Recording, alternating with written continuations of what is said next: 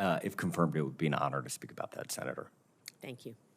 Thank you, Senator Rosen. Senator Banks. Thank you, Mr. Chairman. Mr. Driscoll, welcome and congratulations on your important nomination. You bring a unique background in business and private equity, and one of the biggest things that we have to accomplish in this moment is innovation at the Pentagon. I wonder if you could talk about your background and how that uniquely helps you help us create better innovation in our national security. Senator, after attending law school on the GI Bill, I was fortunate enough to spend time as a CEO at a venture capital firm where for a couple of years I got to spend time working with and learning and seeing how some of our country's most amazing innovators are building their businesses.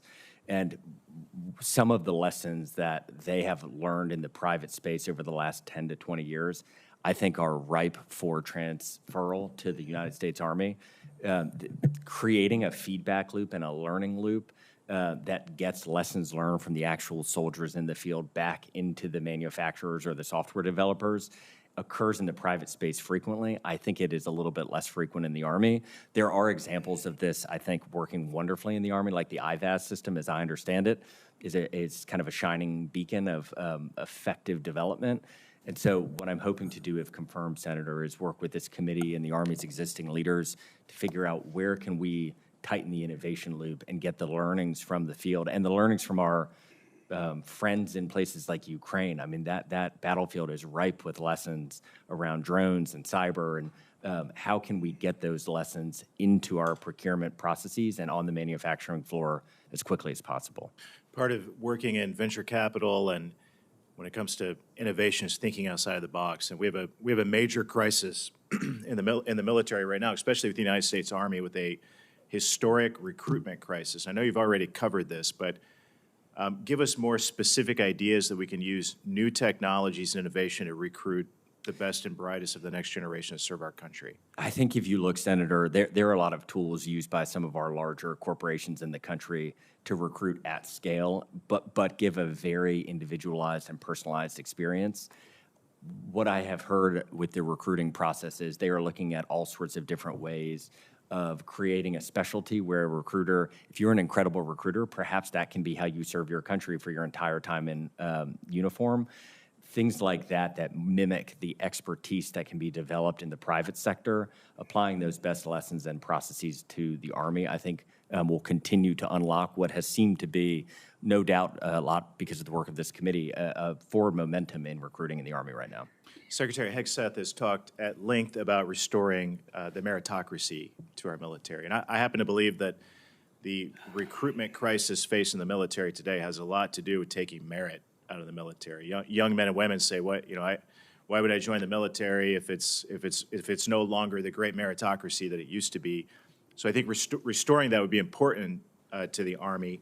And on that note, last year the Army argued that affirmative action at our service academies was, quote, critical to mission success and national security.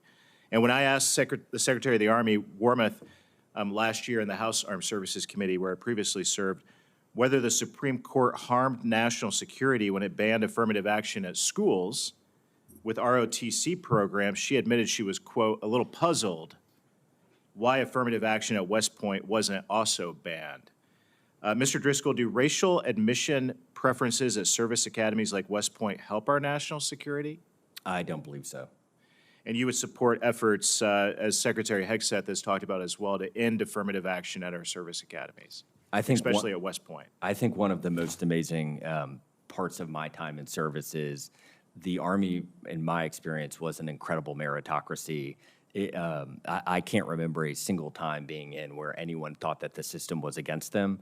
And when I have told our kids, Daniel and Lila, about this, what we hope that they will do after high school, I have told my daughter it would be the proudest day of my life, and I don't think she understands the nuance of what I'm saying, to pin a Ranger tab on her if she can complete Ranger School, with the incredibly difficult standards being the exact same as when I went through. And so I think that those standards and excellence that the Secretary of Defense has talked about are important. It's what makes our Army great. It's what's made our Army the greatest land fighting force in the last 249 years on the planet Earth, and I hope that we're able to hold those standards going forward.